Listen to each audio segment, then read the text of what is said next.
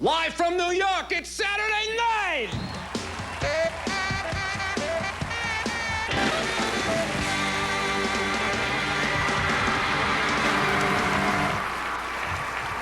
Good morning, everybody. I'm Kevin Nealon with our IBM Win America's Market Update, and here's what's happening. Security officers here at the Westin Mission Hills Resort apprehended Robert Downey Jr. last night after Mike Daniels discovered the Oscar-winning actor passed out in his bathtub. No charges have been filed, but the judge on the case is expected to sentence Downey to 6 months hard time working the IBM help desk. In financial news, due to belt tightening, all IBM employees will be asked to fly low-cost restricted airfares in 2002.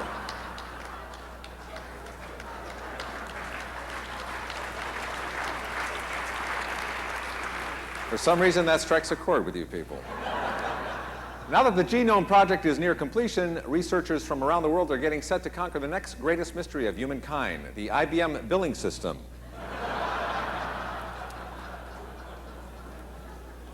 Well, the Lennox Penguin is in a nasty contract dispute over alleged mishandling of its endorsement deal. Word on the street says several replacements for the Penguin are under consideration. Among the candidates, the Budweiser Frogs, Tony the Tiger, and Linus from Peanuts, who has offered to make a small modification to his name for $1 million. And in a related story, the Taco Bell Chihuahua has left the fast food chain to become the spokesdog for the new IBM e-business ad campaign. Yo quiero IBM. Ooh, see. Fox has announced that next week's celebrity boxing special will feature Oracle chief Larry Dumpster Diver Ellison going toe-to-toe with Microsoft's Bill So Sue Me Gates. Until now, Gates has refused all challenges in the ring since losing a one-round decision to a banana cream pie a few years ago.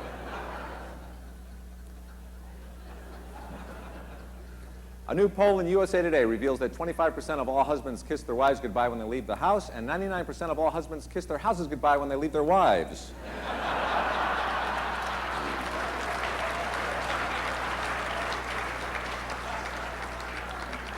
For some reason, that strikes a chord with the guys here.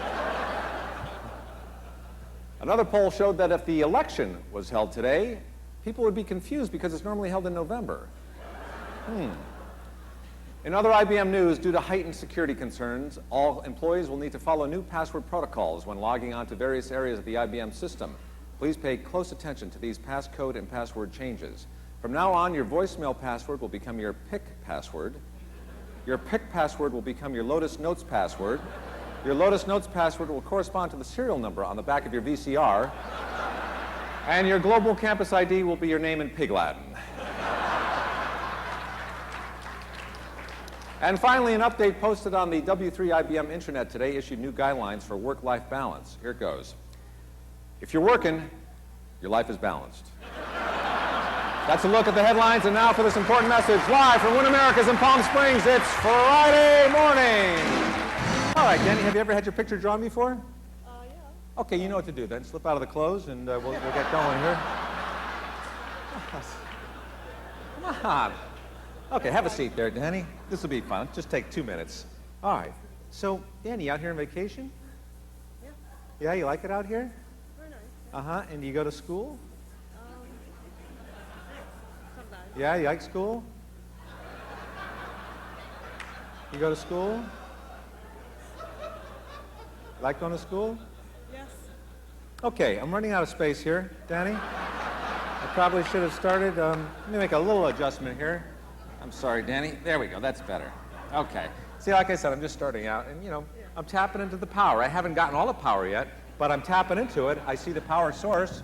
All right, let's start again, Danny. Let's see if we can get it going now. Okay. So, Danny, out here on vacation? Yeah. Yeah, you like it out here? Very much. Okay, just try to face front because I want to make this happen. All right. Okay, good. Okay, yeah, just relax there. Okay, and you go to school, Danny? Sometimes. Yeah, you like school? Yeah. Uh-huh. Okay, good. Okay. Okay, now hold. Let me get the nose. The nose is a very important feature to get. Hold still. Alrighty. Okay, just a rough sketch for now. Just rough. Rough. Looking good, though, Danny. Try to face front. You just slide back just a little bit. Yeah, and just face right out there because I want to make this nice. Okay? Now, give me a nice smile. That's what I'm looking for. Good, got it.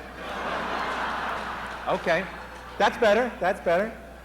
Okay, Danny, what's your favorite sport? Yeah, hockey? All right, hockey it is. All right, I better sign my name before I forget here, Danny. Okay, got the nose, got the mouth. Let me get the eyes. The eyes are very important to get. You gotta look out for me now, because this is good. Let me just take a look, because I want the light to hit it. Just up at the light, just up at the light. And a little eye, but I got it, up at the light. Okay, let me see now. You got the glasses, but that's okay. Let me get the other eye first. Let me just see. There's the other one. You better take the glasses off, yeah. In fact, I can't get the eyes. Do me a favor, will you? Will you put these glasses on for me? Oh, these ones? Yeah, I want to cover up my mistakes. Sorry, Danny, I'm still working it out. Put them on the tip of your nose. Make it a funny picture. Not quite that funny. Get them up there. Okay, that'll help me out a lot. Look at this. Ah! Okay, let me see. Okay, you can take those off, Danny. I'm just about finished here. I'm looking good. Up at the light, please. There, and the ears. And one last ear. Let me see. Yes, give her a nice hand, ladies and gentlemen.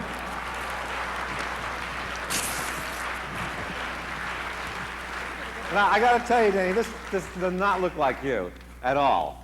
I gave it a shot, though. I tried to tap into the power, but it's not there. And I want you to have this picture, but don't get it on your clothes. That does not come off. And I want to show you that does not look like you. I brought a mirror in. Take a look. Does that look like you?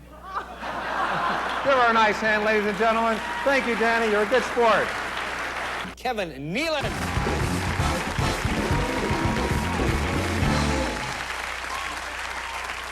A friend of mine was over the house yesterday, and he said, "You mind if I use your bathroom really quick?" You know, people say that. "Can I use your bathroom really quick?"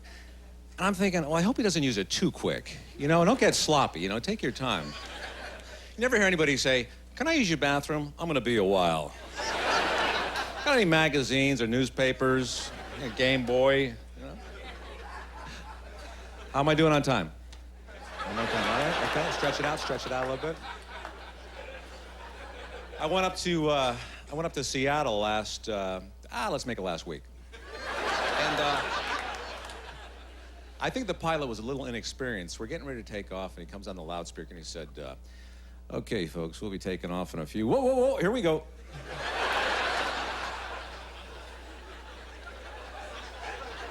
And then we get halfway there, he comes back on the loudspeaker, and he said, "Folks, I can't seem to figure out where the..." Oh, never mind, I got it. Now, a friend of mine has a fear of flying. He's got to get drunk before he gets on the plane. And then he read an article where he found out that getting in and out of the bathtub is more dangerous than flying. So now he's got to get drunk before he takes a bath. You know? I think the guy's just an alcoholic, to be honest with you. But it's really, you know, it's really difficult to fly now because, you know, all the inconvenience that there's long lines at the terminal and stuff, and, you know, people going through security. They're taking off their shoes now because of the shoe bomber. People are standing around in their socks and their bare feet. And I'm thinking, why couldn't it have been the bra bomber, you know? Or the panty bomber, you know?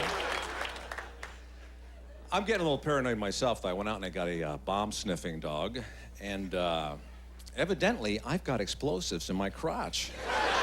Yeah. I took a hike in the Santa Monica Mountains let's make it last week.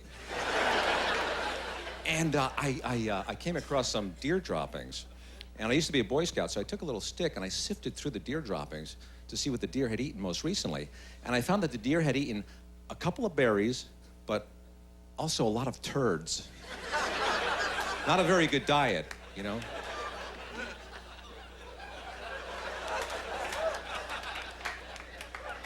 I had a dog growing up. He was a great dog. He was half German Shepherd. That's it. He was in a wheelchair. Good dog, man. Good dog. Very good dog. And now I just got some cats from this kid. He was giving them out in a basket. They're homeless cats. I took them home. I've never had cats before. I don't know if you have cats, but boy, they are different. They are all night long. All I hear is, oh, they throw up all night long, and I can't sleep. And I wake up in the morning, and there's puke everywhere.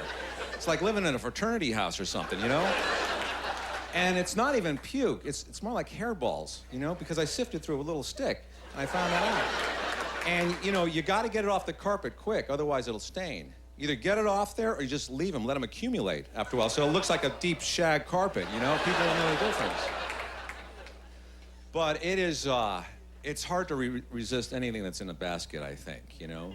Except for that girl that comes around the restaurants with the roses, selling the roses from the basket. Oh, I hate those girls. You know, because you might be on a first date, you might not even like the girl, you know? And everybody's watching to see if you're gonna buy a rose, and they're expensive, like 12 bucks each. You know, I just think it's unfair, you know? I mean, you never see a guy coming around with a bucket of tools, you know? Buy a wrench for your date, ma'am? You don't see that, right? Hey, you had a great time. I was very funny. Thank you very much. Thank you.